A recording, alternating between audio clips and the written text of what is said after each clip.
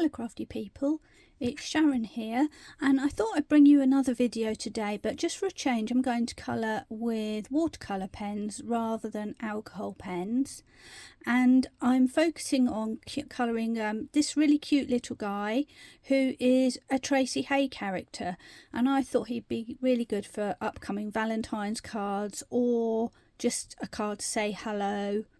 He's just a cute all-round little character. If you want to get hold of this little guy, he comes in an A5 stamp set from Tracey, which is called Let It Be. And there he is. And as you can see, there's lots of other creatures dressed in bee costumes and some brilliant background stamps as well. But I'm not using those today. I'm just going to do a quick video to show how to colour this little guy, and then I'm going to add him to a card that I've pre-prepared. I thought probably my videos lately have been quite long, quite a lot to take in, so I thought I might start doing a series of quick ones where we're just focusing on colouring a little character, and then I add him to a card so you can get an idea of what you can do with them.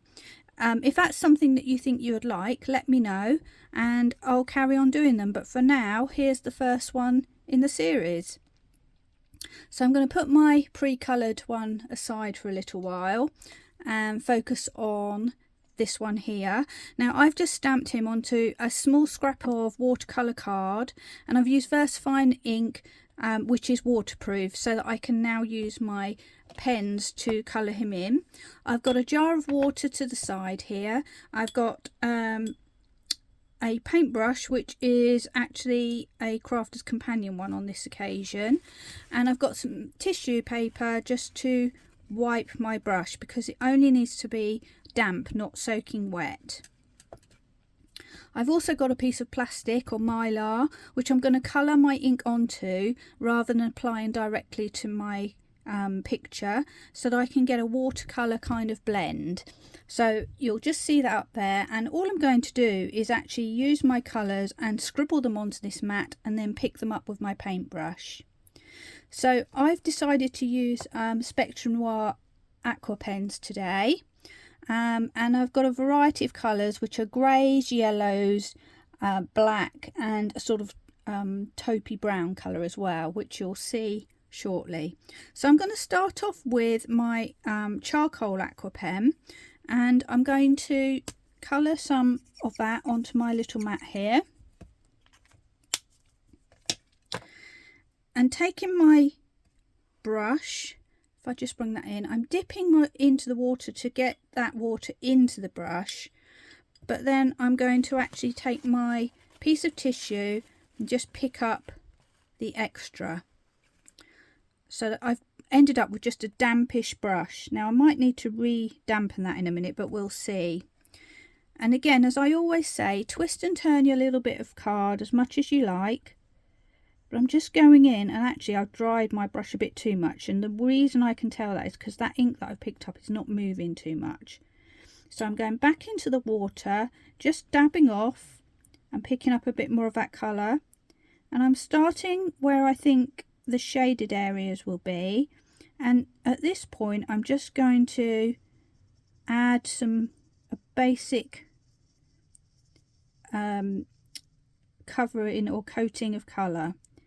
So again, starting from the side, and once again, once your ink stops moving, it usually means you just need to dampen your brush again. So that's exactly what I'm doing. And as you can see, I've left the middle of his face nearly white because I want it as if the glow is on his features. That makes him look more friendly, more alive really. So now I'm going to leave that to dry for a second, and I'm going to move on to the other area. So I've got an arm at the back here, which I'm just going to add some colour to, and I can make that quite dark because I know that's in the shadow. Just going to refresh my brush once again in the water, pick up some more, and I'm going to do this arm starting from the bottom because I think that's where the shadow would be. And if your ink is still quite dark when you've blended, as it might be in a small area, just rinse your brush off again, dip it in the clear water, and just move that ink with the water on the brush without any ink on. We will come back to that in a moment and probably add some more.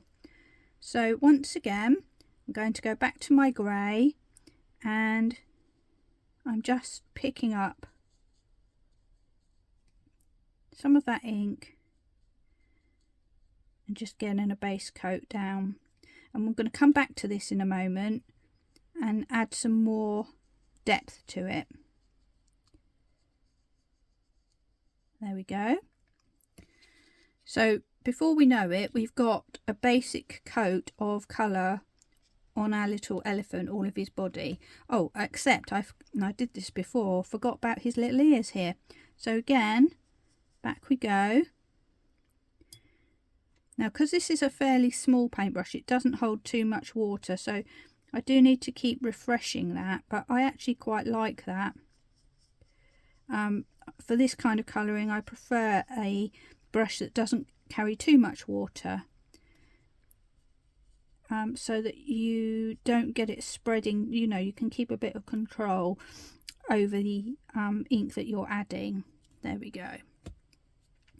So now we've got his basic colours down, we can go in and add a little bit of depth on some of the areas that have partially dried. So I'm going to go back to his face now, and because he's got this sort of bee hat on, he's definitely going to have a bit of shadow under there. So I'm following the same process. I'm just starting from the edge and gradually blending outwards. And what that's doing is just bringing a little bit of depth of colour. And because I've got a relatively small brush in terms of the point and etc., I can actually, you know, use quite a bit of detail there. And I just need to remember that this shadow is going to come down around his nose, or his trunk I should say. And if you don't like the blend that you've got, you can always go back in a little bit later and refresh that with your just a dampened brush with plain water. Now I'm just going to really darken because I've lost a little bit of that there. There we go. And if you want to do a more solid darker line, you can just wait for your ink to dry a little bit.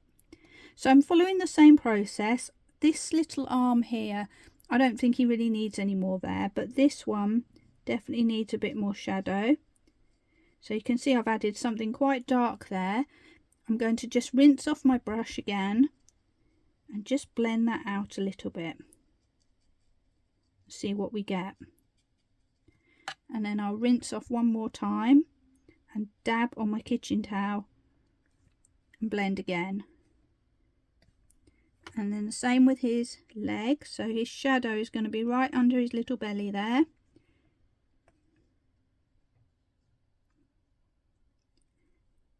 And I'm actually going to do this one at the same time.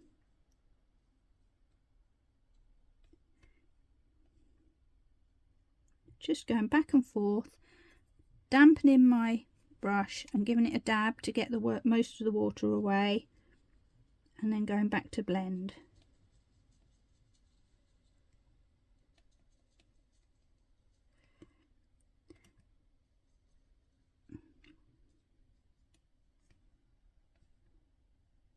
And if you start to lose your darkness, you can just dip into your ink and just add a little bit more, which is exactly what I'm going to do over here.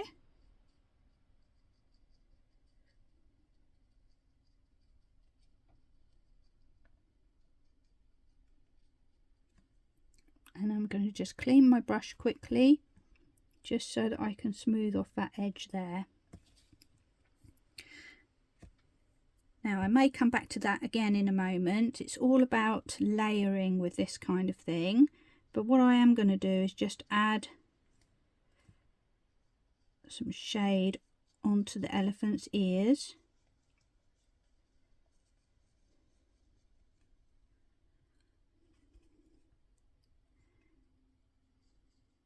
And this is quite forgiving, so you can play around with it. You can just keep dipping in, adding a little bit more, till you feel like you've got what you wanted.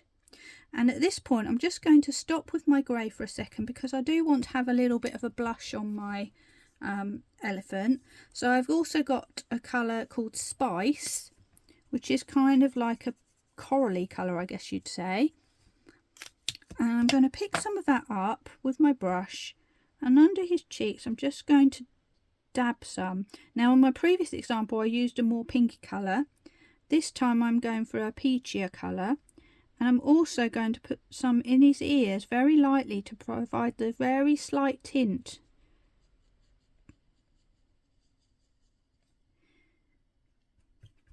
And again, my paint stopped working, so I needed to just dampen my brush again a little bit. There we go. Now his cheeks look a bit prominent at the moment, so I'm actually going to go around them with some plain water, maybe a little dab of my grey, just to soften those out, and they will actually just diffuse a little bit and give more of a blush rather than a spot. So I think we could carry on with that, but you can overwork if you keep going over the same thing again and again. So I'm going to move on now and go with start working on some of these stripes. So I'm going to do my yellow ones first, and for what I'm going to do for this, to get that sort of different shading and roundness, I'm using a very pale yellow, which is just called yellow. Then I'm using a more golden yellow called Sunflower, and then to get some shading on the very edges I'm using this sort of taupey fawn colour. So combination of three. So I'm going to start with the yellow, and I'm just going to, I'll tell you what, I'll turn my little bit of plastic around and then we can see without having to wipe up the other colours, which I might come back to. It's stuck to my table. There we go. Right. So here we go. The very palest yellow. And this is good to do because we need to sort out where our stripes are and decide which way we want them to be. I want to have the yellow stripe closest to his neck. So I'm picking up that yellow and just putting a wash of it. And as you can see, it's a fairly pale colour. So by adding extra layers, I'm not really going to get too much more depth with that one. And that's why I've decided to go for more shades on this one. There we go. So that's very quick to do. Just give a little dab off of my paintbrush. So next I'm going to pick up my next yellow, which is the Sunflower, and when I colour this down you'll see that it's hopefully you'll see it doesn't show too well on this mylar, but it's actually quite a darker, richer colour. So I'm just going to put my damp paintbrush into there, and just like we do with a lot of round objects, I'm going to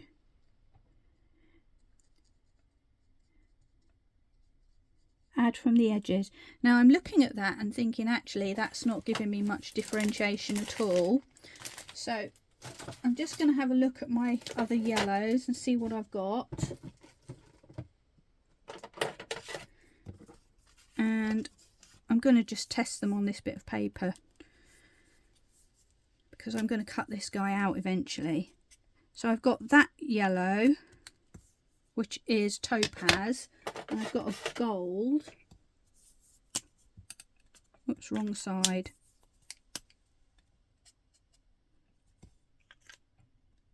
So I think I'm going to go with the gold. I don't think the yellow Sunflower, sorry, was quite enough differentiation.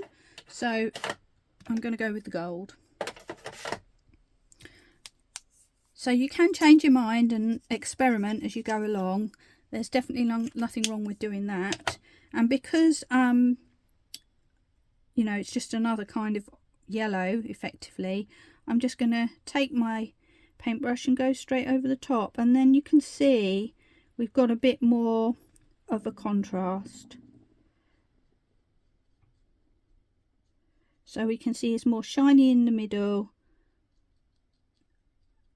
and darker at the sides. But I do want a little bit more contrast still. I want to really show that shadow, and that's why I've got the fawn colour now, which I just need a tiny bit. And as you can see, that's more of like a terracotta brown colour. And I'm going to pick that up and just go right in at the edges, and it's the tiniest little amount, but it really gives that feeling of shape and shadow. And then all of a sudden he's going to look so much better. I can keep adding till I feel like I've got enough. I might leave it to dry for a second, just blend out with my gold colour. Forgot what colour I chose then for a second. And I'm just leaving that original pale yellow in the centre. So there, all of a sudden we've got our yellow bee stripes, and what will really make those pop will be when I add the black in a moment. Meanwhile, I'm just going to add a little bit of shadow on those tiny little hearts. There we go. And now I'm ready to move on to my black. Now for my black, I'm just going to take a moment and wipe away some of this. I am using a jet black pen, so we need to go in carefully with this one, not get too carried away because it is black. But we can actually effectively layer with this. So if you're unsure, start on a small area. So let's start with the stripes. And actually, when you water it down, it doesn't look that much different to the charcoal, but it's just probably not quite as soft. So you can see I've just picked up a little bit more there, and all of a sudden it goes much blacker. I'm going to leave that for a moment and just let that dry for a second, but I am going to go under his belly there. And the other thing I want to do is his hat. So I'm going to go back to the tried and tested technique of starting from the edge and blending towards the middle.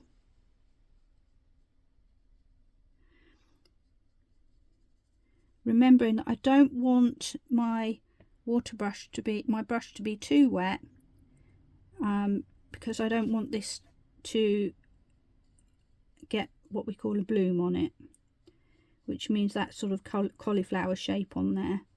So there we go. I've just got my initial coat down, and then you can see that it is actually a black as opposed to the grey that we start off with our elephant. So I'm going to go back to my little stripe now, and I've come in quite dark there actually.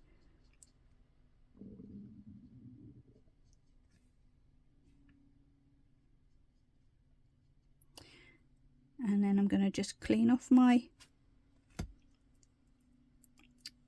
brush once again and just pull that out a little bit.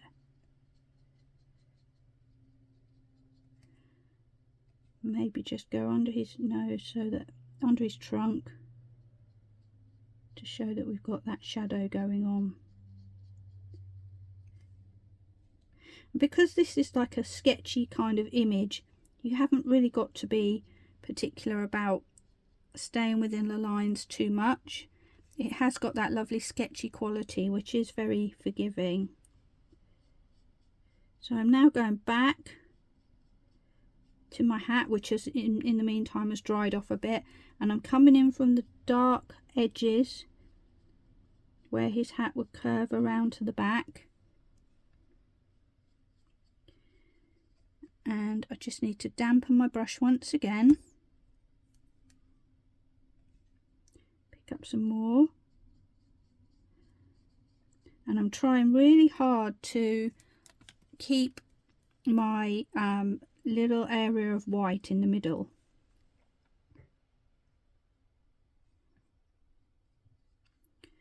Which is a bit of a highlight.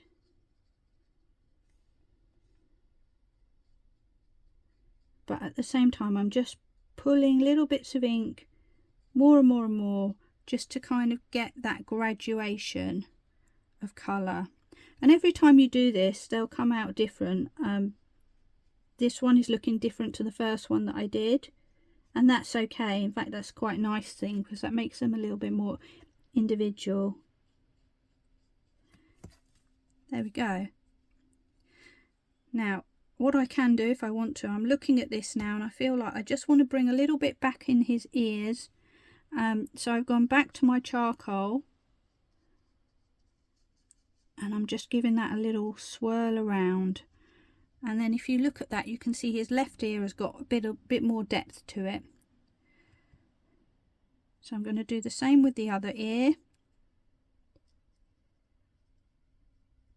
Starting from where the darkest area, which is where his hat would be. And if I find I've gone a bit too dark, I can just bring my water back with me. There we go. So he's now ready to cut out. I'm just going to let him dry a bit first. But meanwhile, I'm going to bring back my original guy and just show you how I'm finishing off my card. So I'll just take a moment to move this out of the way and bring in my card base. There we go. So I've pre-prepared this card. Basically it's a 6x6 card. I've matted and layered it. I've used a paper from a Tracey Hey pad that I've got, which I'll just bring out for you. It's called Honey and Lemon. And you've got heart shapes and plain shapes, all sorts in there. So that's one of those. And then I've just created some layers with one of my shabby square stencils. I've blended some yellow ink onto my card and created a little ground line for my guy.